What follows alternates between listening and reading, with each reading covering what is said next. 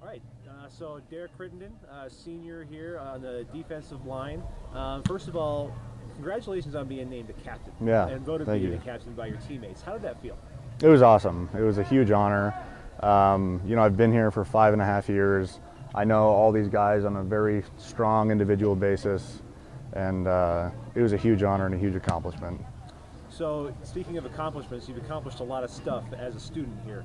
I think it's well known by now that you're potentially going to be in the running for a Rhodes Scholar. Talk to me a little bit about that process. What is that? What stage of the process are you in, and where do you go from here? So right now I've got the university nomination to get into the pool of Rhodes Scholars, potential Rhodes Scholar candidates. And I think there's about 70 of us in our district, and of those 70, they're going to pick 12 to interview, and then of those 12, 2 people will actually get it and go to Oxford. So a Rhodes Scholar is not a small deal. It's a massive deal. So I mean, how does it make you feel just to be able to accomplish so much up until now, to even be in consideration for that?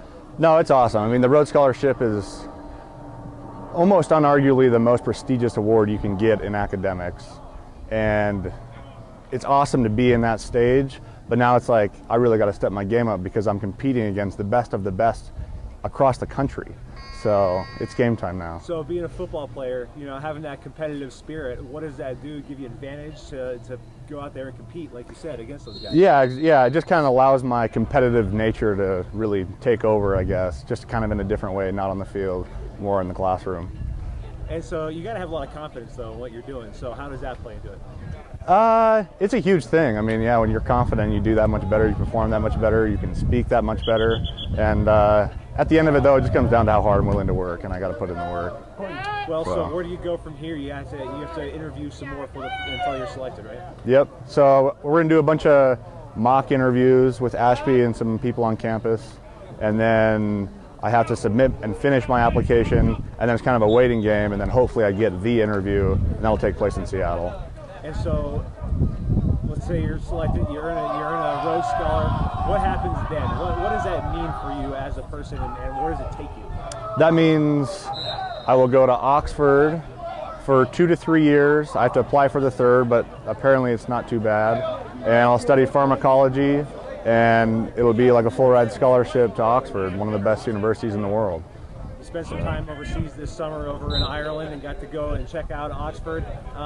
Did it build your passion level for getting there? It definitely did. It definitely did. And it was amazing to go there and be like, wow, this is a real place. I really am working towards coming here. This is a real place, and there's a billion tourists running around, and you walk in there and it's just this like overwhelming, I don't know, sense of knowledge, and it's a special place. It's a really special place. And it was really cool to see that. And then just being overseas, it made me motivated to just do grad school somewhere in Europe if the Rhodes Scholarship doesn't work out. So back here at Montana, you've been through this program for 5 years now, and you've managed to keep nearly perfect grades the whole time. So how have you been able to focus on football and focus on the academics so well?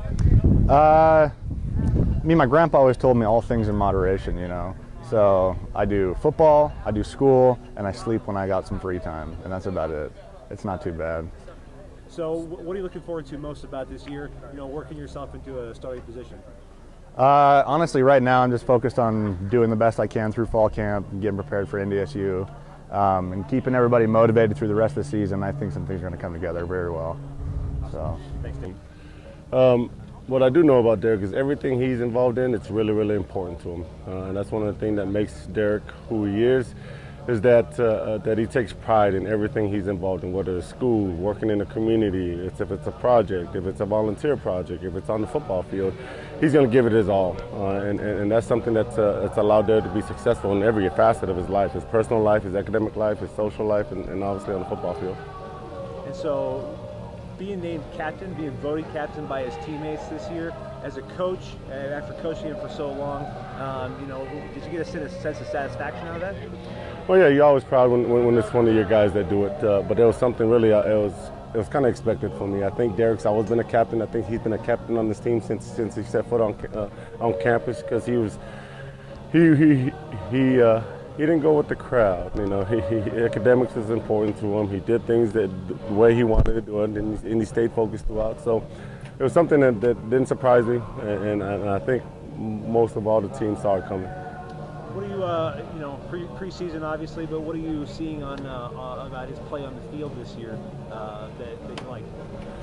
Well, number one is his first real opportunity to be a starter for our team. And he's played a lot of snaps here throughout his career, but this is the time where it's his job and it's his job to lose. So it's a little different approach for him.